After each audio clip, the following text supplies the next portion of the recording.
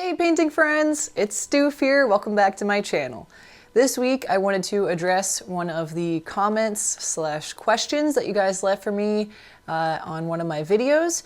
This question asked how I learned to accurately and proportionately paint figures during live event painting.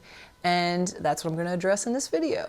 Real quick, if you're not subscribed yet, make sure you hit that subscribe button so you don't miss out on future painting tutorials and helpful painting tips like I'm going to give you in this video. Alright, so a little background on me. I am a live event painter and a landscape painter, so I paint both landscapes and figures. I started out painting landscapes and then started working with figures when I started adding live event painting into my business. And I will say that figure painting was always much more challenging for me, and that's because proportions need to be accurate, values need to be accurate, colors and shapes need to be accurate. In a landscape, I'd say that value and color are probably a little more important, but your proportions don't have to be perfect. With a figure in general, a person, human's head, is only going to vary so much in size proportion to their body. So that needs to be much more accurate when you're painting figures. If one eye is slightly drooped or slightly farther apart than they are in person, then it will throw off the whole thing and it doesn't even look like that same person. So being able to paint faces and figures to have someone's likeness is a whole nother beast. Anyway, back when I was in college, we did figure portrait painting.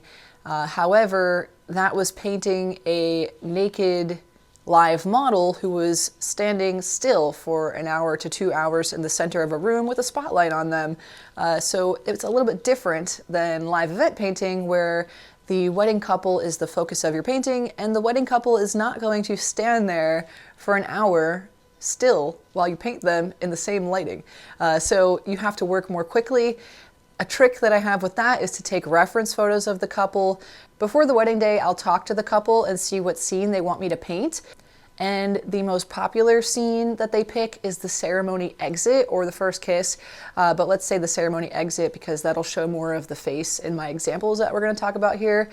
So the couple they just did their first kiss and they're announced and they're starting to walk down the aisle together for the painting. While they're walking down the aisle, I usually take video because when I have video, I can take screenshots of that to get the exact pose that I want. Where if I'm just taking photos, then I might miss a step, or that might be like an awkward angle, the lighting might not be right, or the shadow might be off or something.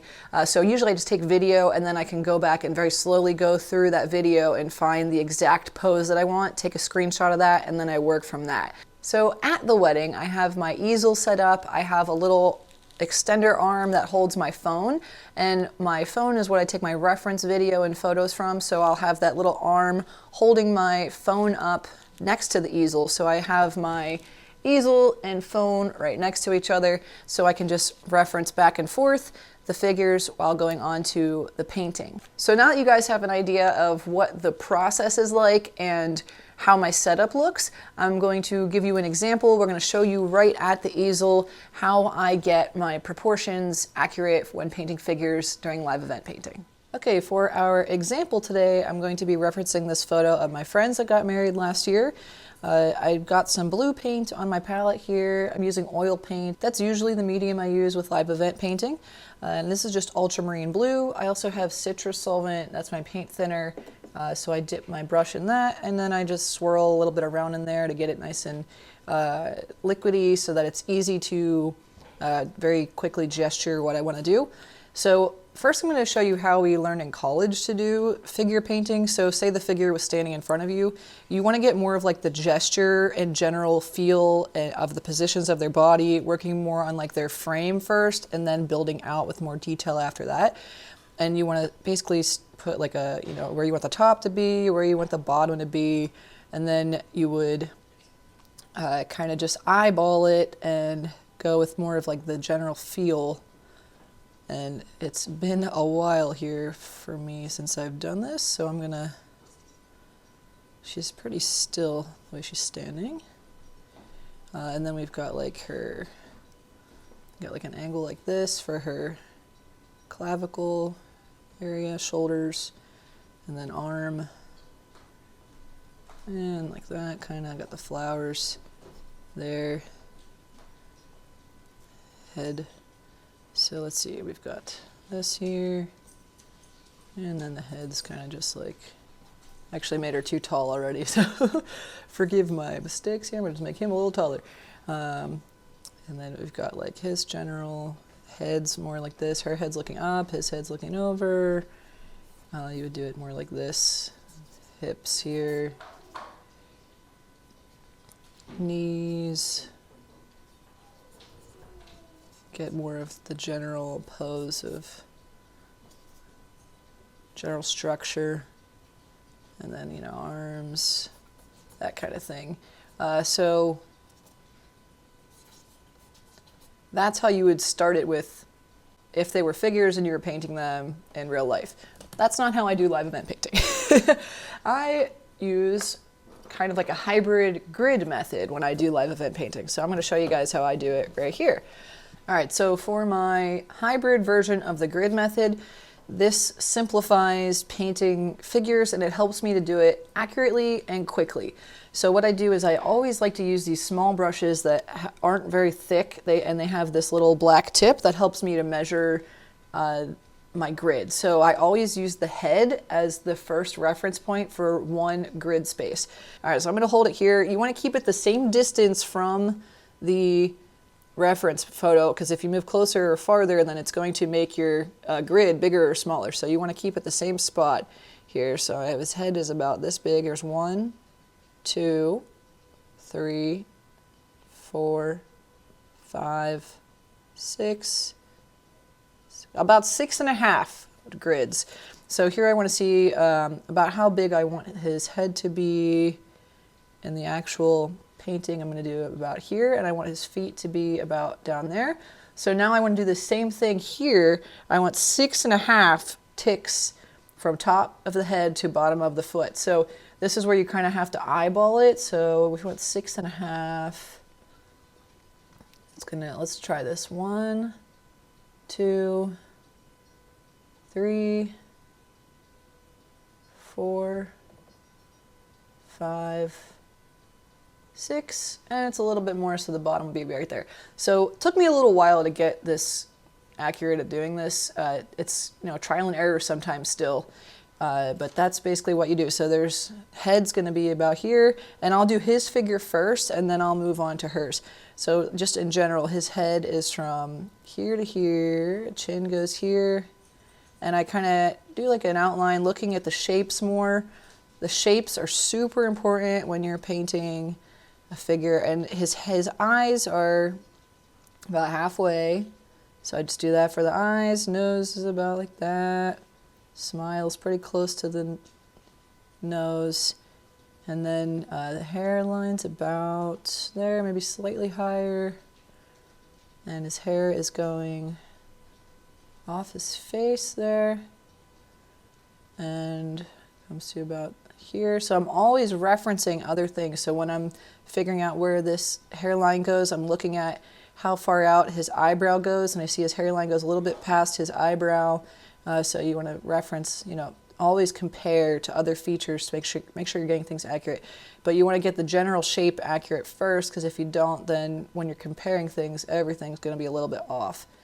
And the ear, the bottom where the ear starts, where the first like part where it turns up is at the eyebrows, and then it comes up. And at the bottom of the ear is near in the bridge of the nose, so something like that. And then we've got neck, comes like this, and the neck meets the shirt at the chin line here. And we got this. All right, next, so now I see that I have this, and I want to go back and reference this, so I'm seeing this first tick from head to chin.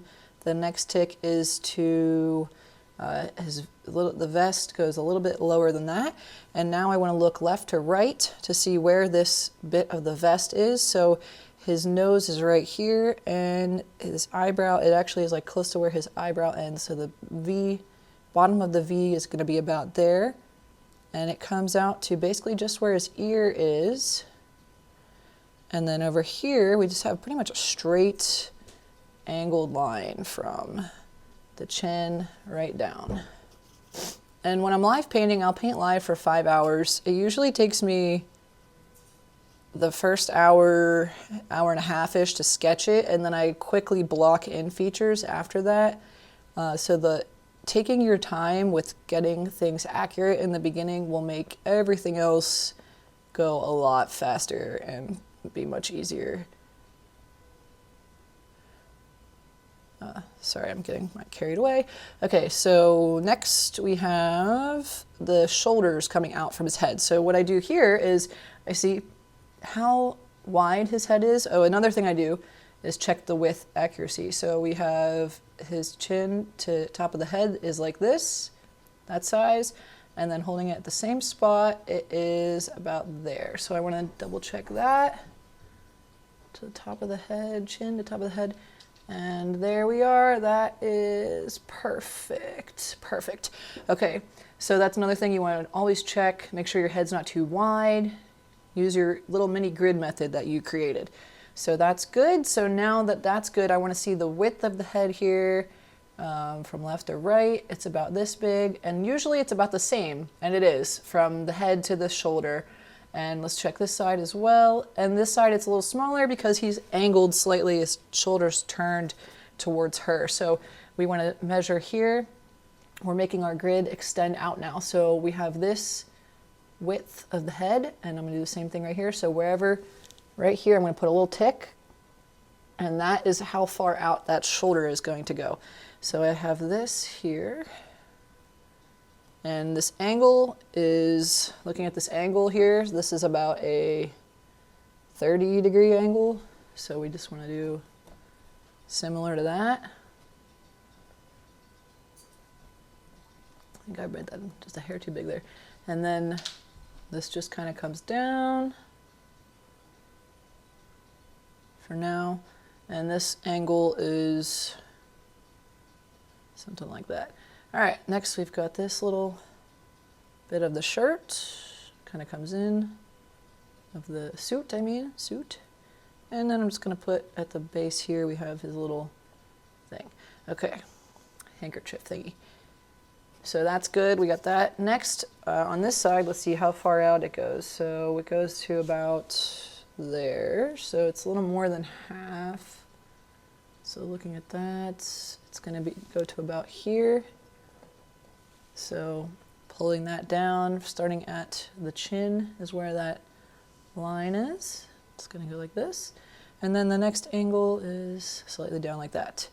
And we've got this part right here. Okay, and we've got more of his suit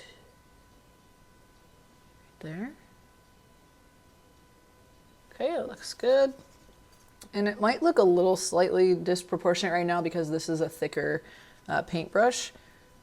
Things will get more accurate and more refined once I start blocking in color.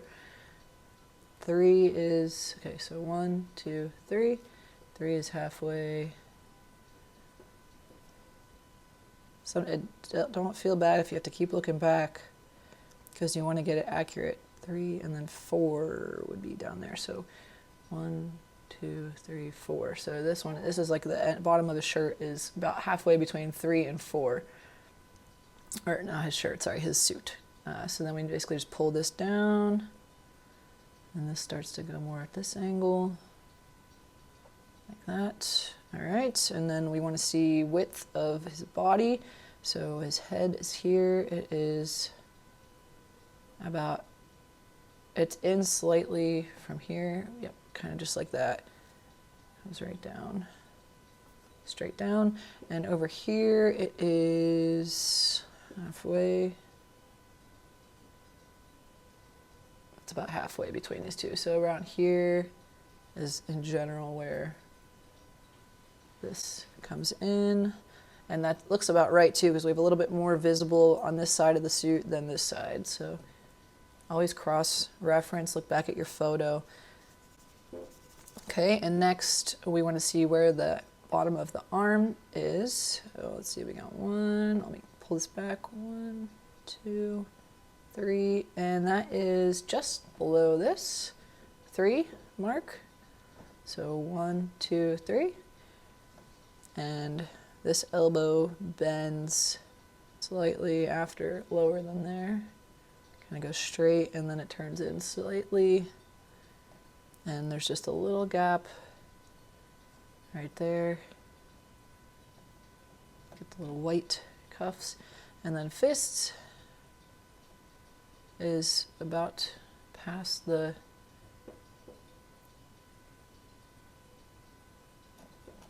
bottom of the suit. All right.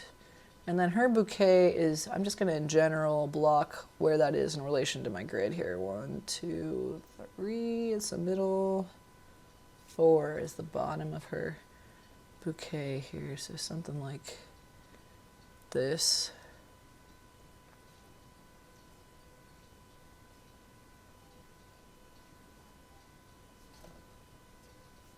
Okay, and that's good. And then the bouquet kind of covers up the bottom of his jacket on this side. And then we've got their arm in arm here. So we're just gonna throw his arm there, and then she's gonna start making her way in there as well.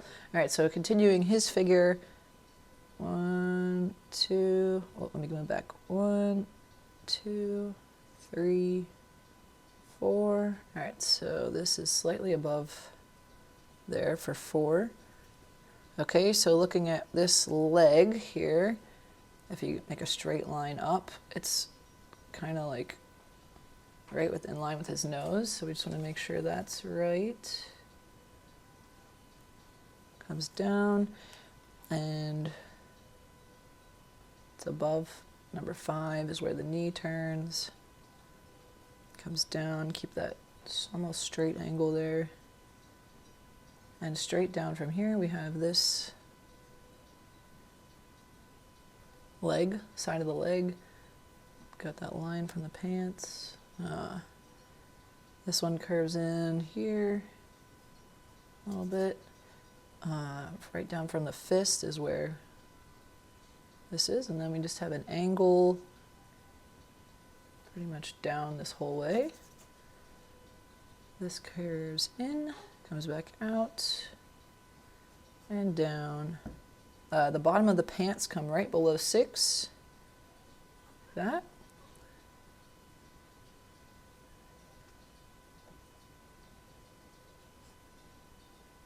This one's slightly higher, and then the shoe goes to right about there. Straight and over. And this one down and over. All right, so in general, that is the block for his figure. So we can double check all this. So I'm gonna show you guys my proportions to how I eyeballed it, and we'll see how accurate I was here. That is how I accurately paint my figures. So that took me about 18 minutes to do that. So by the time I got her done, it would be closer to 30 minutes. I'll show you a quick tip while I'm getting 2 people in, is I'll measure the distance of his head again to see how close her head is to him.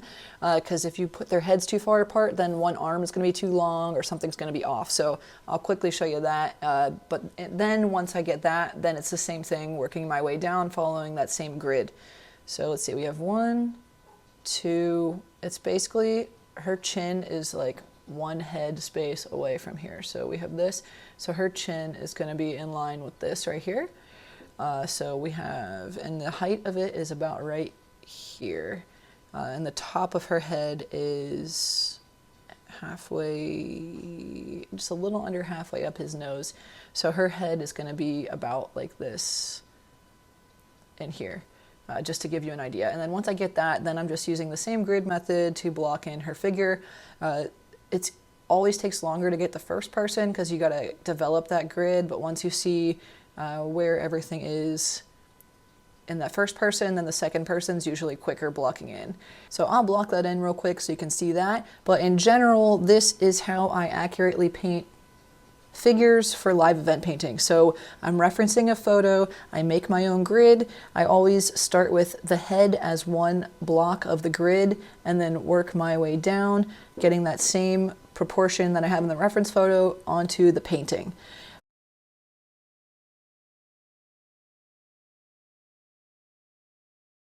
Obviously, I don't have my computer with me to double check and actually measure when I'm painting live. It would take a lot more time to do that. I just was showing you guys accuracy after years of experience.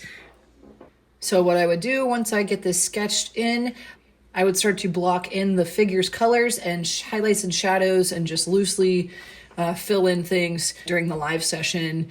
I usually spend about another hour just working on the couple, and then the rest of the time I paint live. I'm working on the background details and just bringing everything to life kind of. And then by the end of my 5-hour live painting session, I usually have the canvas is all covered. There's no more white space on the canvas anymore, but the couple's still pretty loosely painted, especially in facial feature details. After the live session, I go back to my art studio and I work on the painting for 2 to 4 more months, depending on how large the canvas is and what package the couple selected. All right, guys, so hopefully that was a helpful bit of information for you for painting figures proportionately if you're painting live. Whether you are watching this video because you are aspiring to be a live event painter, or if you already are a live event painter, or if you were just curious about how my process worked. I hope you enjoyed this one. One other thing I want to mention is that while I'm painting live, guests are coming up and talking to me, and that can be a distraction. So right now, working on this, it took me a little bit less time than it would if I was live painting.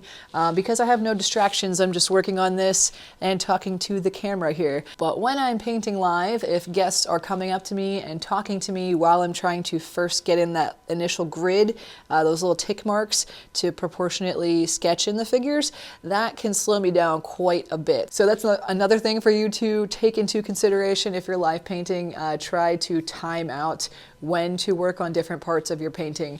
Live painting is different than studio painting, obviously, for many reasons, but a big thing that's different is the way that I go about filling in the layers of the painting. So I don't always start with things farthest in the background and work my way to the foreground.